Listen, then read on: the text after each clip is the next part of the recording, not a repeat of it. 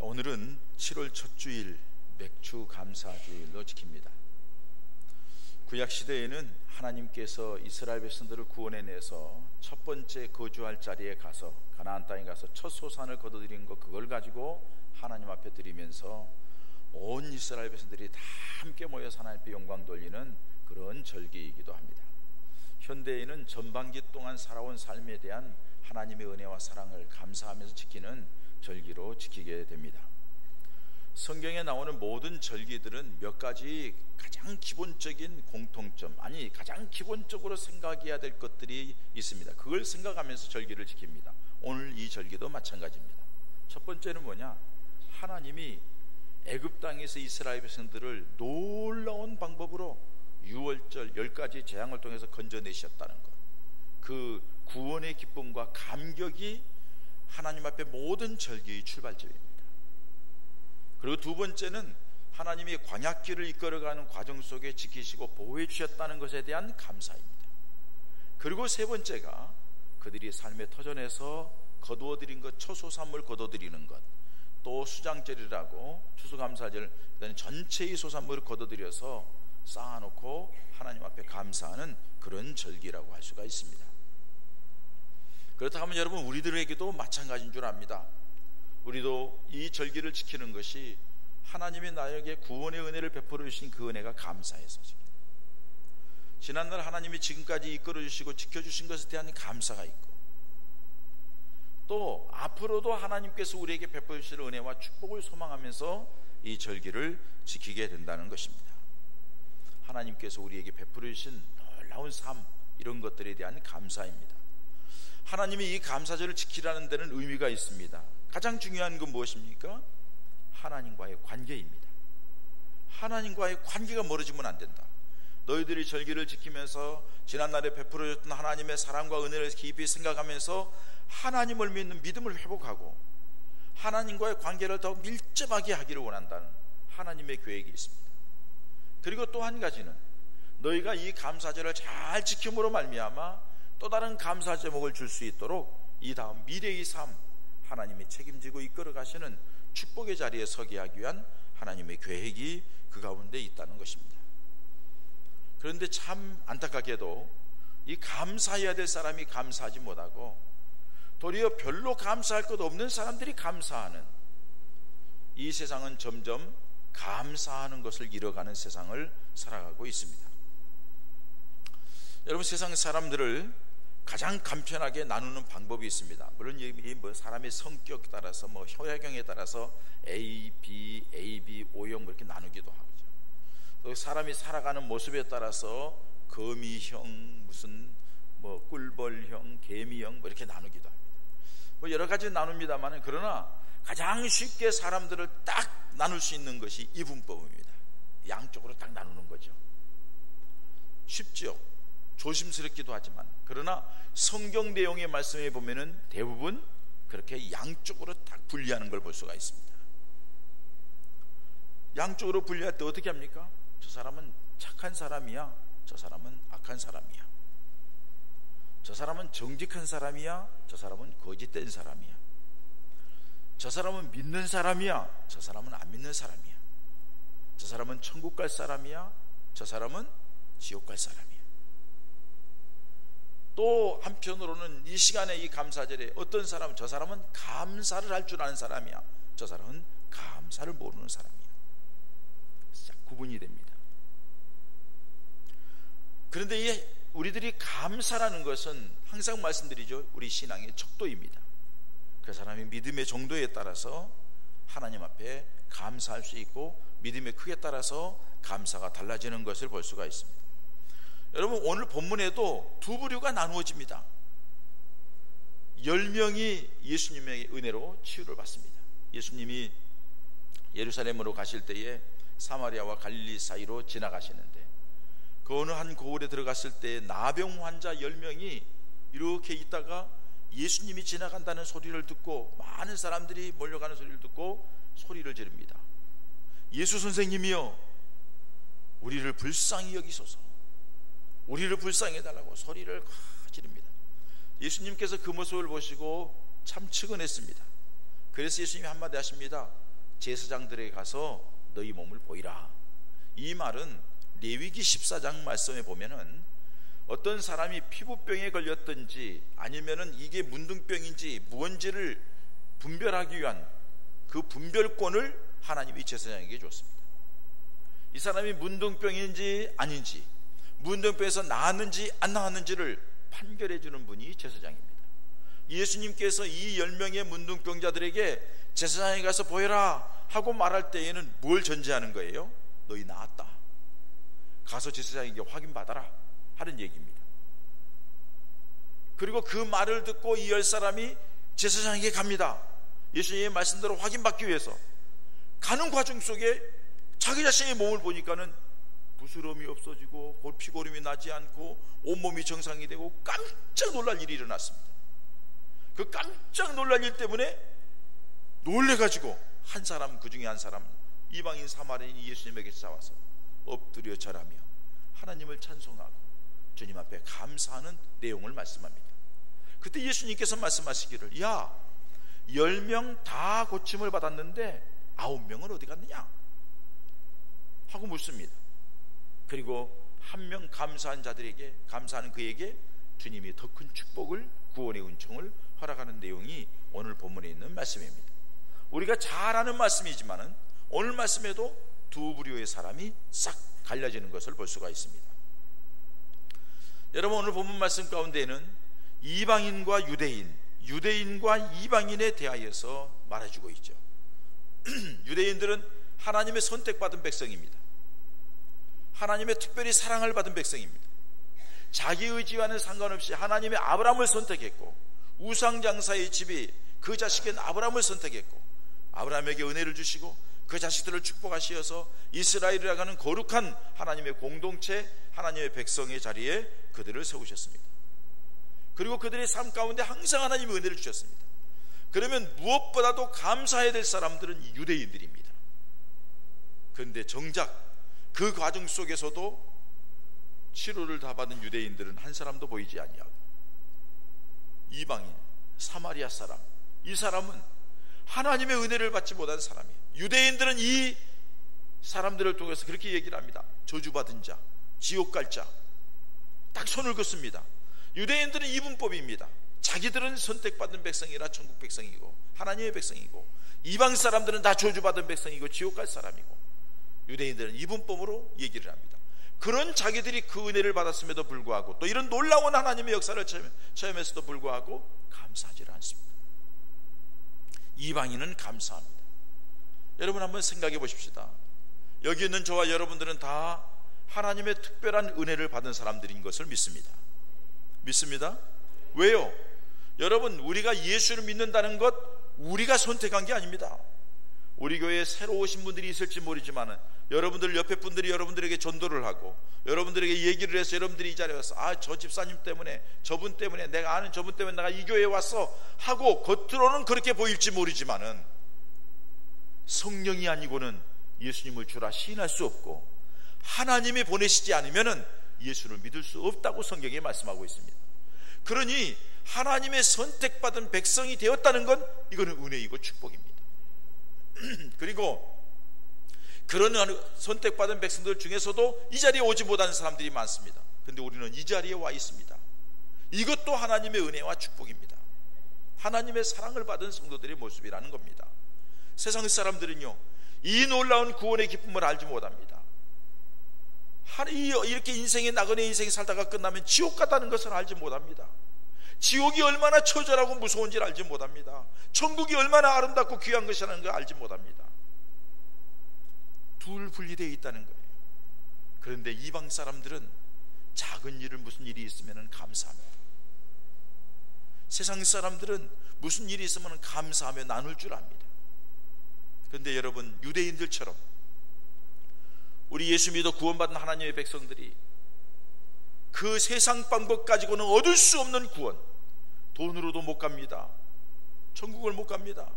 명예로도 못 갑니다. 지식으로도 못 갑니다. 권력으로도 못 갑니다. 세상의 어떤 것을 통해서도 우리 구원받을 수 없습니다. 예수 그리스도의 십자가의 구속의 은혜로만 구원받습니다. 그 십자가의 구속의 은혜를 깨달을 수 있는 은혜를 주시는 것이 성령의 역사요 하나님의 은혜라는 것입니다. 그 은혜를 받았으면 우리는 마땅히 감사하며 살아야 될 1번 조건을 가지고 있다는 거예요. 세상 사람과 비교할 수 없는 첫 번째 조건을 가지고 있다는 거예요. 거기에다가 하나님의 은혜와 하나님의 사랑, 기도할 때 응답받은 것이 얼마나 많으며 믿음으로 살아올 때 하나님께서 이렇게 저렇게 지키시고 보호하시는 것이 얼마나 많습니까? 그렇다면 마땅히 우리는 감사해야 될 사람인데 감사를 잃어버리진 않았습니까? 감사를 까맣게 잃어버리고 예수를 믿으면서도 교회 다니면서도 불평불만하고 원망하고 짜증내고 마치 믿음 생활하는 것이 자기가 선택해서 한 것처럼 살아오진 않았습니까? 이거 부끄러운 일이라는 겁니다. 이방인만 또 못하다는 사람,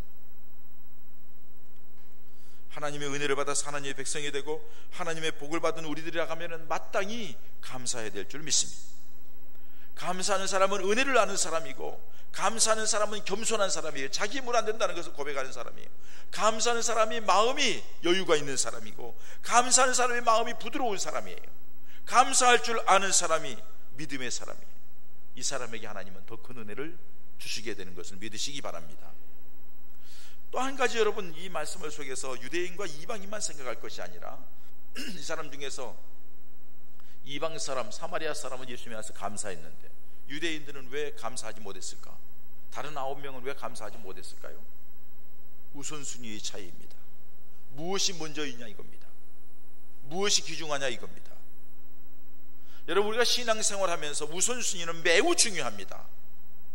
우리가 인생을 살아가면서도 무엇을 먼저 해야 될 것인가, 프라이오리티라고 하죠. 우선순위를 정하는 것 매우 중요합니다. 우리 신앙생활은 더더욱 중요합니다. 자, 여러분, 오늘 또 여러분들의 세상에 여러 가지 일이 있을 거예요. 복잡하고 바쁘고 신경 쓸 일, 그 일 때문에 뭔가 빨리 어떻게 해야 될 일, 그런 일들이 있을 거예요. 그럼에도 불구하고 여러분들은 이 자리에 있습니다. 뭐가 중요해서요? 주일 지키는 게 중요해서, 예배 드리는 게 중요해서 이 자리에 있는 줄 압니다. 우선순위예요. 여러분들이 하나님 앞에서 기도하면서 무언가 인생을 살아가면서도 내가 뭘 먼저 해야 될 것인가, 그걸 정하는 것, 여러분들이 그것이 신앙이요, 여러분들이 가치관이며 여러분들이 인격이라고 할 수가 있어요. 이 우선순위에서 믿음이 배제되고 하나님 앞에 나오는 구원의 기쁨과 감격이 배제된다 하면은 이 자리에 보이지 않는 사람들일 거예요. 세상에 나가서 그 일이 더 중요하고, 돈 버는 일이 중요하고, 사람 만나는 일이 중요하고, 세상에 자기가 가지고 있는 육신적인 욕망을 채우기 위한 어떤 길이 더 중요하니까 이 자리에 보이지 않을 거예요. 여러분, 이건 심각한 일입니다. 그런 것들이 반복되면은 구원받지 못한 사람이 된다는 거예요.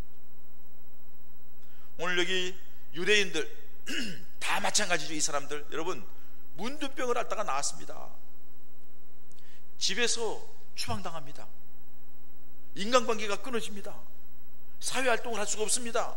그러니까 자기들끼리 모여가지고 그러다면서 지나가는 사람들이 있으면 나는 문둥병자입니다. 나는 문둥병자입니다. 내게 가까이 하면 안 됩니다. 이렇게 얘기해야 됩니다.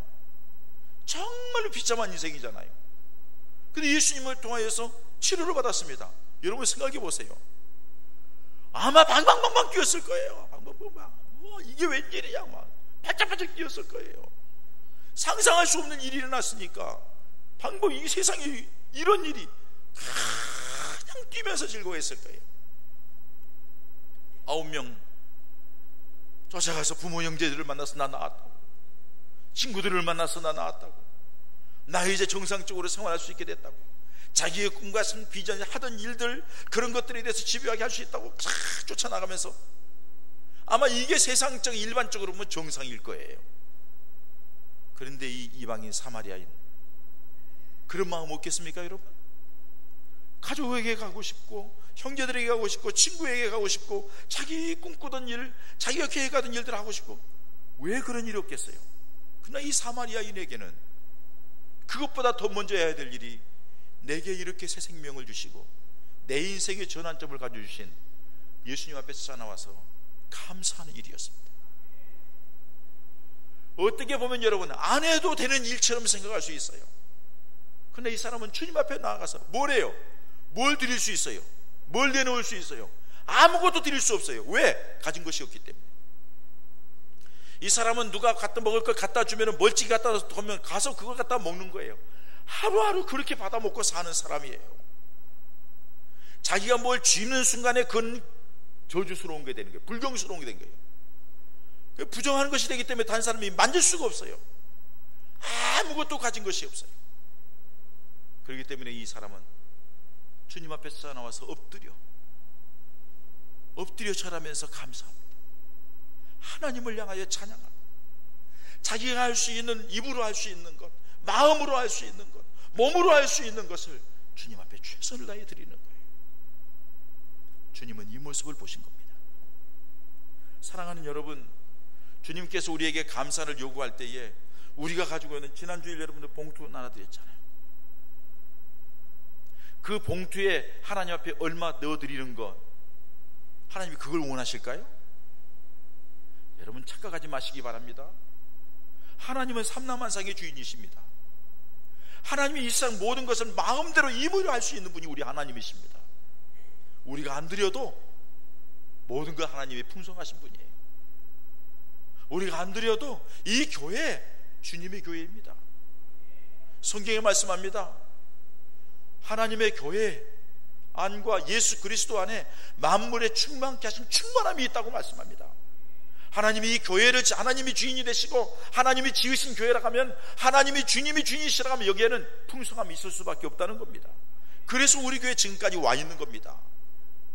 우리가 다 가난하고 어렵게 살아가지만 하나님의 교회는 넉넉하고 풍성하게 지금까지 지내온 것, 주님이 주인이시기 때문에 그렇습니다. 그리고 이것을 통하여 그 풍성함을 여기에 들어오는 모든 분들에게 나눠주기를 원하는 것이 하나님의 계획입니다. 여러분들이 이곳에 와서 그 은혜와 복을 받아 누려야 될 줄 믿습니다.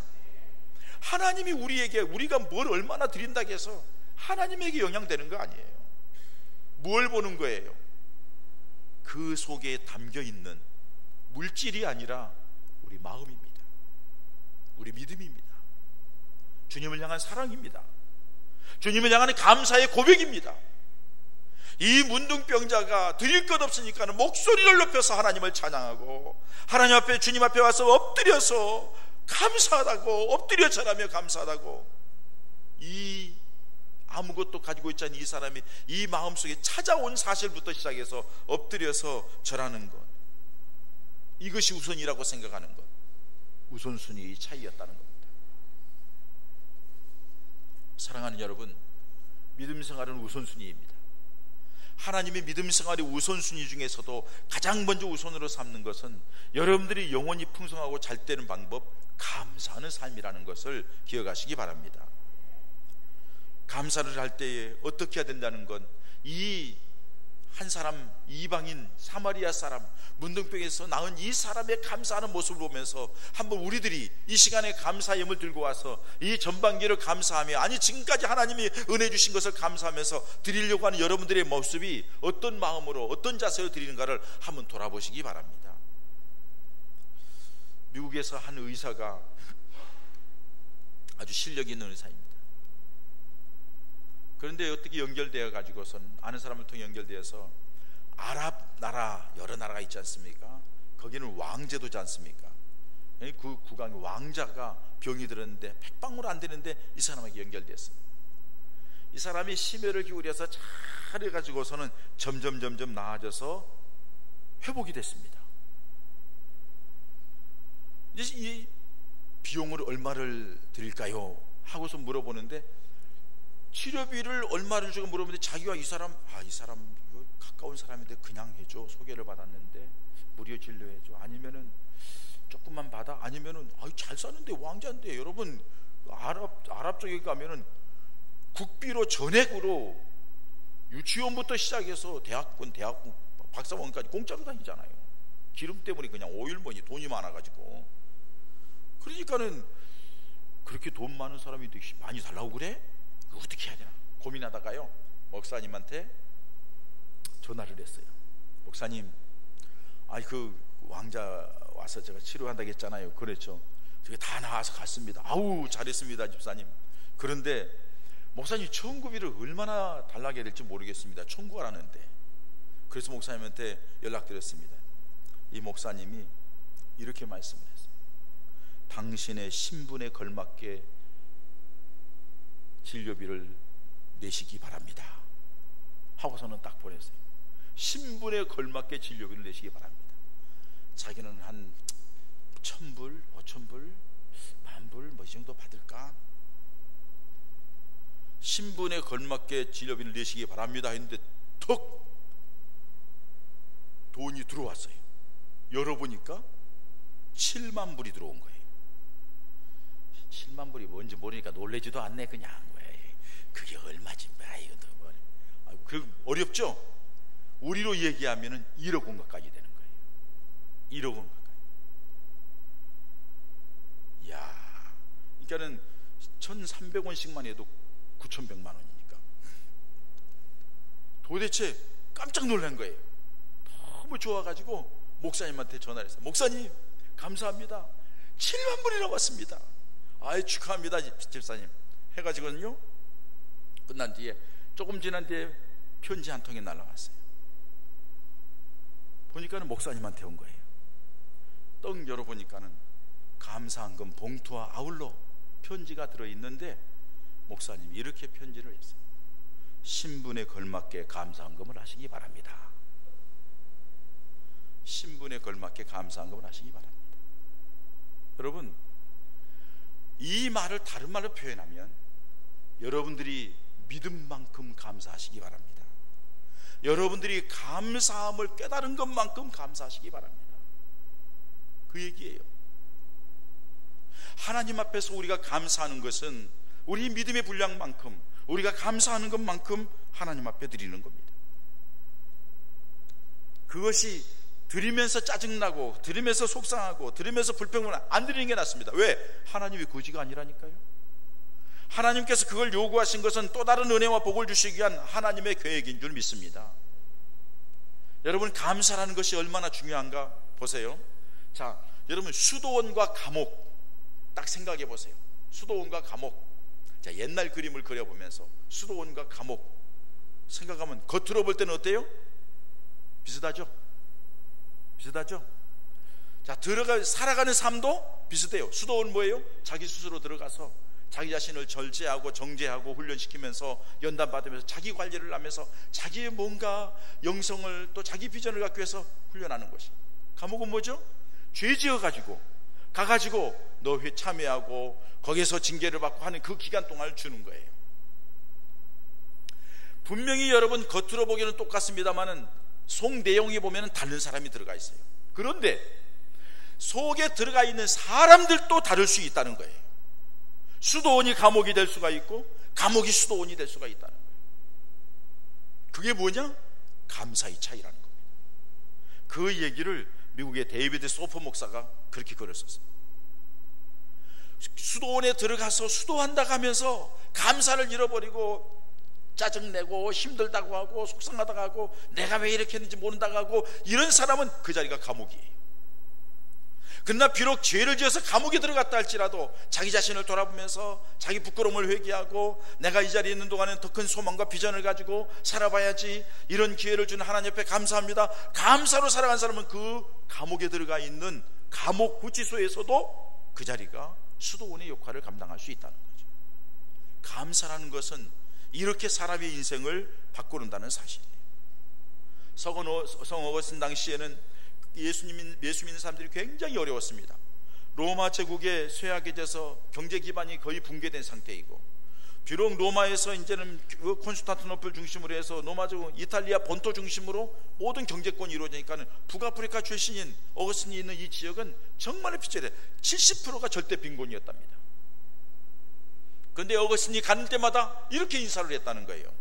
데오 그라시아스, 데오 그라시아스.